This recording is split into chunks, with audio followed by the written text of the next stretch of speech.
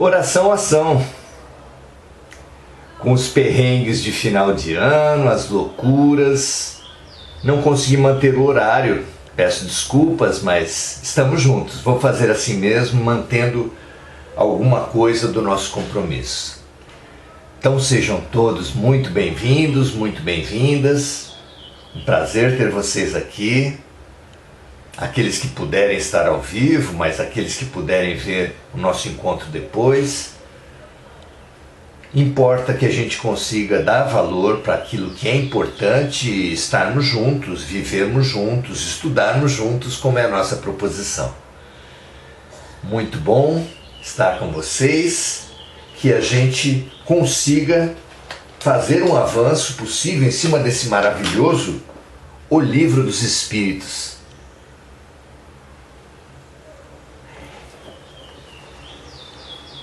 Hoje nós vamos falar sobre uma espécie de apego muito especial. Geralmente a gente pensa no apego e no desapego, que tem sido o nosso tema, em função de ciúmes, em função de avareza, em função de padrões mentais prejudiciais que quase todos nós cultivamos, como medo, culpa, ódio, vingança. Mas também há uma questão do apego com relação às boas ideias. Como é que o espírito se relaciona com os bons projetos, com as boas ideias?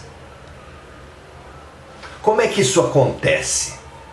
Será que o espírito não se entristece por ter falecido e deixado um trabalho a ser desenvolvido? O que vocês acham? São essas as questões de Allan Kardec aos espíritos, e as respostas luminosas nos ajudam a colocar mais uma luz à questão do apego e do desapego. Como entender essa questão em cima do positivo, em cima do luminoso, em cima dos grandes projetos e das grandes ideias? Vamos lá? Estamos no capítulo 6, na segunda parte de O Livro dos Espíritos, que tem como título A Vida no Mundo Espiritual. E vamos hoje avançar para as questões 314 a 316. A gente sempre sugere que vocês tenham o livro, que vocês estudem por si mesmos, meditem sobre as questões, servindo o nosso encontro como um estímulo para essas questões, nunca pretendendo dar palavra final sobre nada. Vamos lá? Então vamos à questão 314. Vejam vocês. Aquele que iniciou trabalhos de grande importância, visando um objetivo útil para a humanidade, e os vê, esses trabalhos, interrompidos pela morte, lamenta no mundo espiritual não ter podido acabar esses trabalhos? Não é uma questão interessante? A resposta é não, porque ele vê que outros estão designados a concluí-los. O espírito percebe, é informado no mundo espiritual, é instruído, imaginamos nós quase todas as vezes, pelos coordenadores espirituais do trabalho, da continuidade desse trabalho, da grande equipe, do grande projeto que ele representa. A respeito disso, lembro do livro muito interessante, Ícaro Redimido, que fala dos tempos da humanidade em que finalmente foi autorizado pela coordenação espiritual da Terra que fosse trazido aos homens o aparelho mais pesado que o ar, que conduziria, que transportaria a humanidade com a missão de favorecer a união da humanidade pelo transporte, pela ligação mais rápida entre os continentes distantes. Imagina-se quanto tempo demorava uma viagem entre os continentes por sobre os oceanos de navio. Eram muitos meses. Com a chegada do avião, tudo se encurtaria. A ligação entre os povos, entre os países, entre as culturas ficaria mais próxima. É um projeto desse de longo prazo que acelerou demais com os meios de comunicação na atualidade, mas que começa lá atrás, pelas viagens comerciais, pelas descobertas marítimas, pelas crescentes tecnologias de transporte, movimento que continua nas descobertas, nas viagens marítimas, mas que agora se foca nos meios de comunicação, que aproximou, transformou toda a humanidade praticamente num corpo só, numa família só, como é o projeto de Deus. Como deixou claro Jesus ao dizer e ao nos ensinar a repetir: Pai Nosso, Pai Nosso, Pai Nosso, deixando claro que somos todos irmãos por parte de Pai e que o projeto de Deus é a comunidade, a vida como uma unidade. E o que é o cimento que junta toda essa multidão de tijolos humanos? É o amor. Vós sereis reconhecidos como cristãos pelo amor que tiverem uns pelos outros, amai-vos uns aos outros, disse o Cristo, como eu vos amei. É o amor que cobre a multidão dos pecados, é o amor que une a multidão das criaturas. Então, esse projeto chegou ao seu tempo, projeto do avião, e do mundo espiritual se formou um grande grupo de trabalho sob a coordenação de Leonardo da Vinci, um espírito de luz que deixou a sua passagem na Terra projetos fantásticos de máquinas voadoras, e que alma elevada foi incumbido de chefiar esse grande grupo. Esse grupo, como todos os grandes projetos, se caracterizava por vários representantes na Terra. Não eram apenas os irmãos Wright nos Estados Unidos, Alberto Santos Dumont, o brasileiro, atuando na Europa. Havia diversos outros cientistas encarregados de trazer essa revelação. E por que diversos outros? Porque Deus não escolhe os preparados, não escolhe os capacitados, mas capacita os escolhidos. É na tarefa do trabalho pela humanidade que os seres evoluem e, portanto, os encarregados de trazer as grandes revoluções são seres humanos extremamente falíveis, de forma que os grandes projetos precisam ter um plano A, um plano B, um plano C, e assim por diante. Os irmãos Wright, Alberto Santos Dumont os diversos outros cientistas que estavam na corrida pela descoberta do avião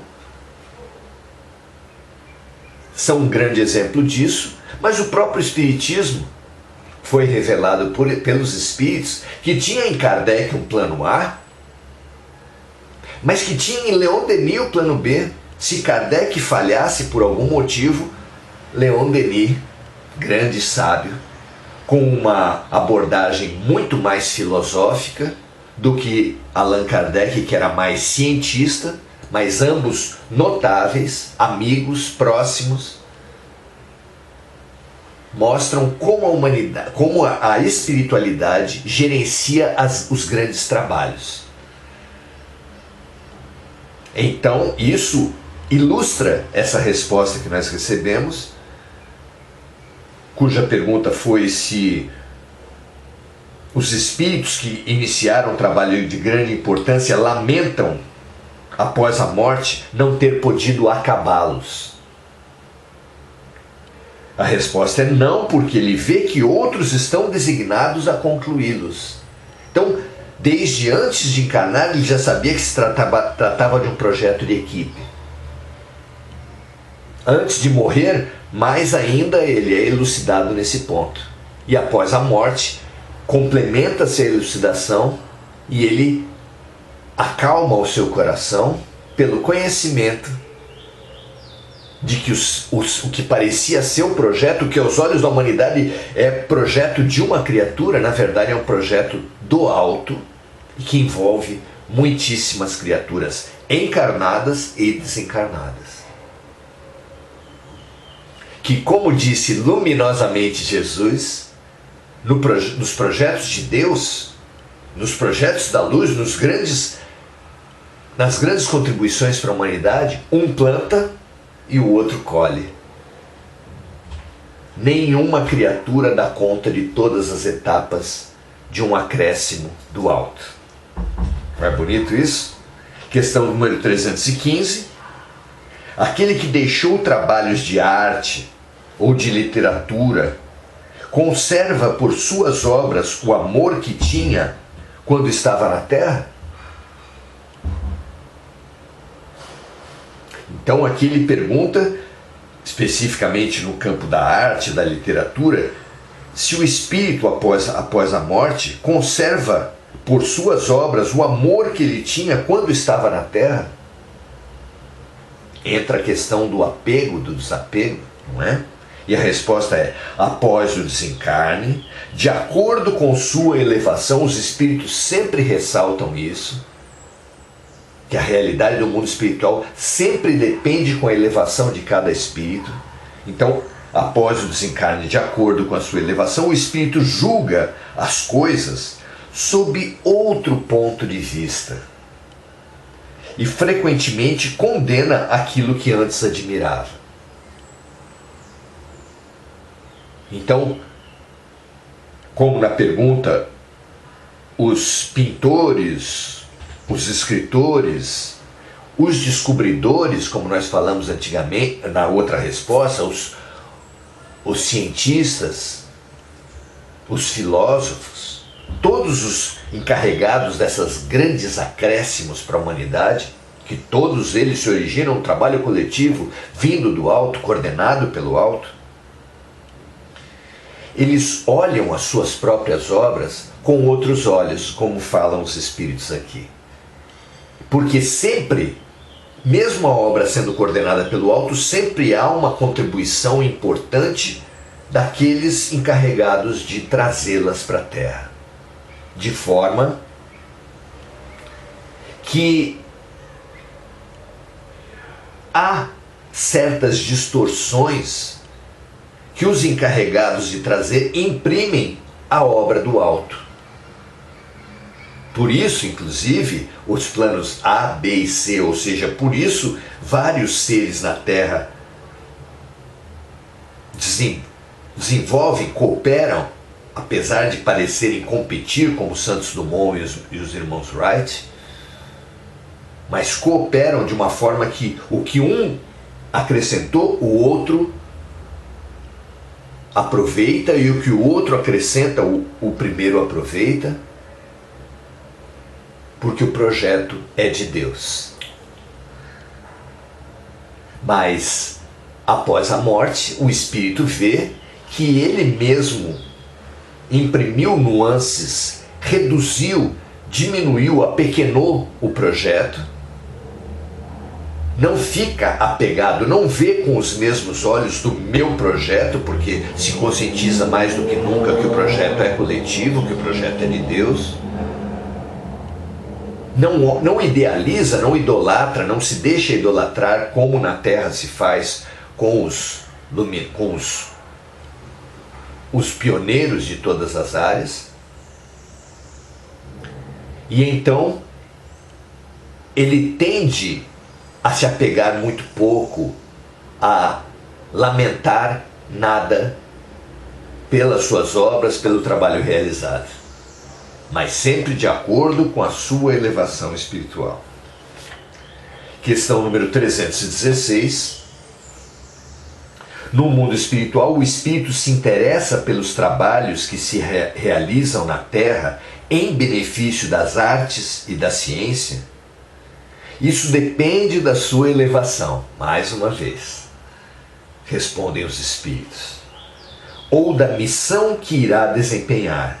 Muitas vezes, o que o homem considera magnífico é bem pouca coisa para certos espíritos. Eles admiram esses trabalhos dos homens como um sábio admira a obra de um estudante. Os espíritos elevados dedicam a sua atenção apenas para as coisas que possam contribuir para a elevação e o progresso da humanidade encarnada. Chico Xavier comentava com os amigos que, algum tempo depois da sua morte,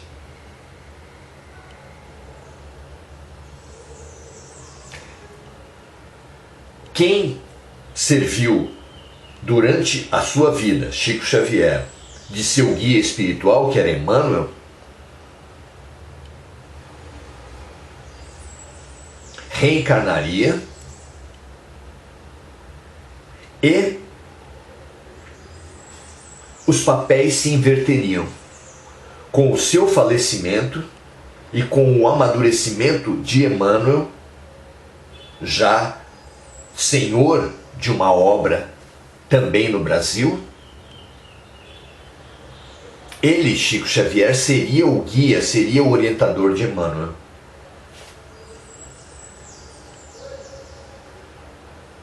É muito bonito vislumbrar, com a pouca estatura espiritual que nós temos, o grande projeto de Deus.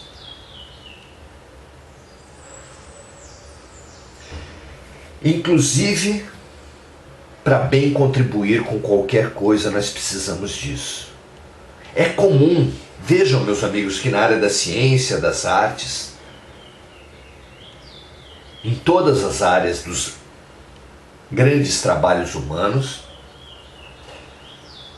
de início, quando iniciam os seus trabalhos, os cientistas, os artistas, os políticos, porque há realizadores de Deus em todas essas áreas, de início eles são mais fiéis à proposta original. Porém, depois das primeiras vitórias acontecerem, os elogios, o possível reconhecimento, pelo menos social, mas o reconhecimento financeiro, o reconhecimento político, os elogios todos, tudo isso funciona acirrando, multiplicando, fomentando a vaidade. E a vaidade é um grande inimigo do bom trabalho. Essa é a grande mensagem que todos nós precisamos receber nesse momento. Todos nós que realizamos algum trabalho, e eu acredito que a grande maioria dos que assistem esse nosso encontro estão entre essas pessoas que realizam algum trabalho, precisam se colocar no seu devido lugar. Há uma armadilha tipicamente humana nesse nosso estágio da vaidade. E esses espíritos, esses artistas, compositores musicais, filósofos, cientistas, que depois das primeiras vitórias se deixarem embriagar pela fama, pela vaidade, pelo sucesso, se perderam. Tiveram a própria inspiração subtraída. E como entender que isso aconteça? Ora, como nós vimos aqui em todas esse nosso estudo de hoje, as grandes obras são sempre projetos coletivos. Quando alguém, mesmo aqui na Terra, engajado num projeto coletivo, absorve todo esse trabalho coletivo como se fosse apenas seu, o que acontece? Imaginemos, amigos, que nós componhamos um trabalho e que esse trabalho dê os primeiros resultados e cause um certo impacto na nossa cidade. Mas que eu vou trazer para mim esse triste papel. Eu, embriagado por esse sucesso inicial, pela vaidade, pelos elogios, pelo impacto que causou na sociedade, eu resolvo lançar-me candidato a vereador, por exemplo. Isso é um grande pecado? Nenhum. Mas digamos que eu, ao sair candidato, eu busque o voto das pessoas dizendo que esse trabalho coletivo, que seria aqui de todos nós, é principalmente meu. Sou eu que faço, eu que realizei, eu que sou responsável, eu que coordeno, os outros são apenas meus auxiliares. Digamos que isso aconteça. Não é tão raro assim. Digamos que, por exemplo, eu não seja eleito e que após as eleições eu queira voltar a falar com vocês. Escuta, vamos continuar o nosso trabalho, e daí vocês talvez perguntassem, desgastados pela campanha eleitoral antiética que eu promovi, talvez me questionassem: nosso trabalho, mas esse trabalho não é seu? E muitos, seria quase que natural que vocês me repudiassem, rechaçassem o meu retorno ao trabalho. Porque eu tentei me utilizar do trabalho coletivo como um trabalho meu para me embriagar e me prevalecer da fama, da vitória, do sucesso. Isso acontece, como vimos, em todos os tempos, com muitas pessoas em todos os campos. E assim acontece também nas parcerias espirituais, porque o trabalho não é coletivo apenas entre os encarnados, é coletivo também entre os desencarnados. E a vaidade, não se trata de uma vingança, de um boicote, mas a vaidade impermeabiliza a inspiração, de forma que as músicas que aquele compositor fazia, os quadros que ele pintava, as obras que ele realizava como político, como cientista, como filósofo, que eram frutos de uma inspiração. A inspiração sempre foi festejada e anotada em todos os campos de revelação. O que se julgava ser sorte, mas que era apenas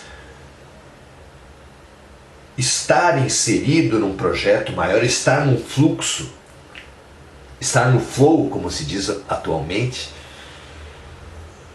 é interrompido pela vaidade, por essa embriaguez do sucesso, mal vivenciado, mal percebido. Que todos nós tomemos esse nosso estudo de hoje como um alerta em relação aos trabalhos que nós realizamos. Mas ele é muito pequeno. Não tem importância. Em todos os trabalhos que estejamos realizando, no campo espiritual, no campo científico, no campo filosófico, um trabalho social que seja, qualquer trabalho do bem, da luz, ele é ameaçado pela vaidade.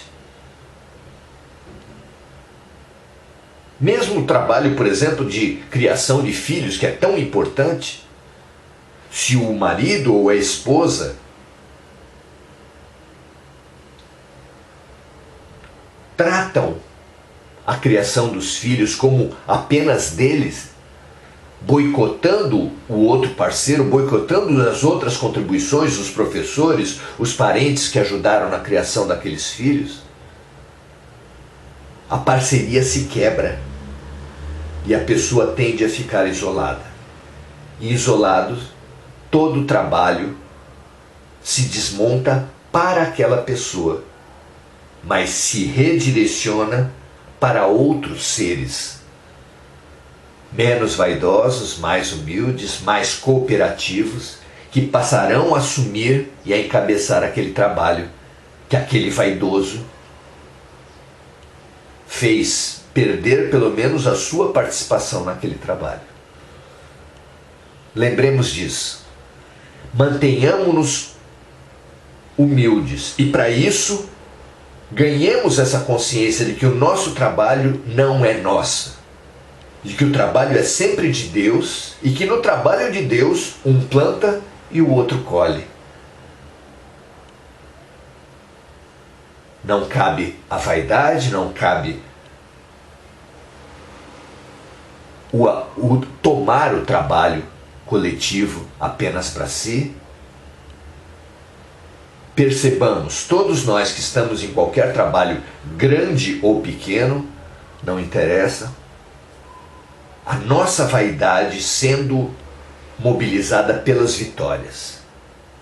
Não se deixe tomar pelas vitórias. As pessoas se preocupam com as críticas, mas o elogio é também um desafio de grande monta, de grande magnitude.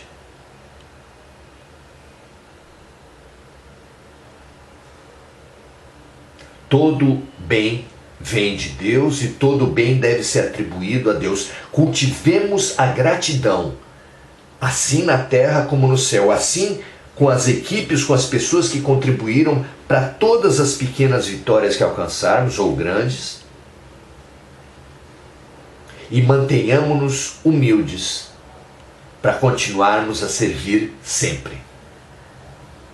Pois se deixarmos-nos tomar pela arapuca do orgulho, da vaidade, pela armadilha do egoísmo, estaremos nos auto-excluindo do trabalho de Deus.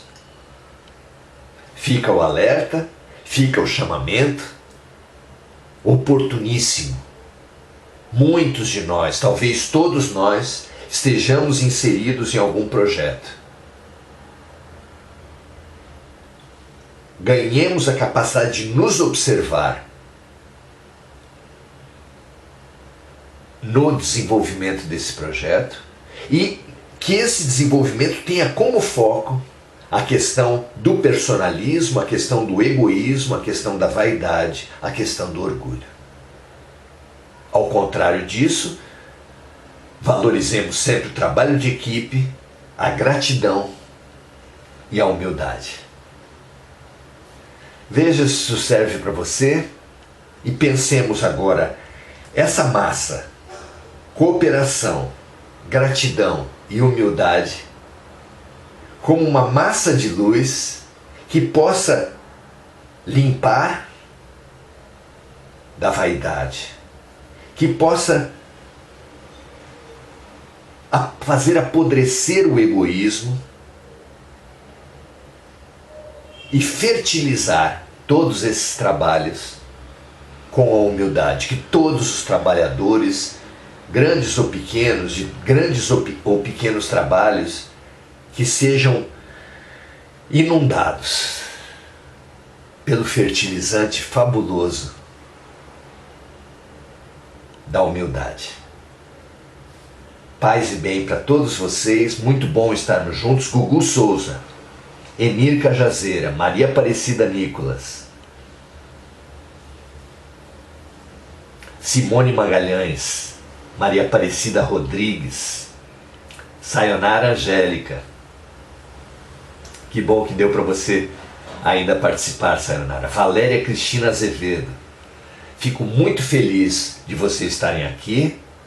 Compartilhem, espalhem a mensagem fabulosa da humildade, porque ela é a mensagem de todas as mensagens. Não apenas Jesus falou na primeira das bem-aventuranças, bem-aventurados os humildes, não apenas Sócrates colocou como pilar da filosofia, só sei que nada sei, não apenas Siddhartha Gautama, o Buda, abandonou toda a vaidade dos palácios para viver como andarilho, não apenas Francisco de Assis deixou de lado seu futuro como rico comerciante para viver como o pobrezinho da Umbra, o pobrezinho da Itália.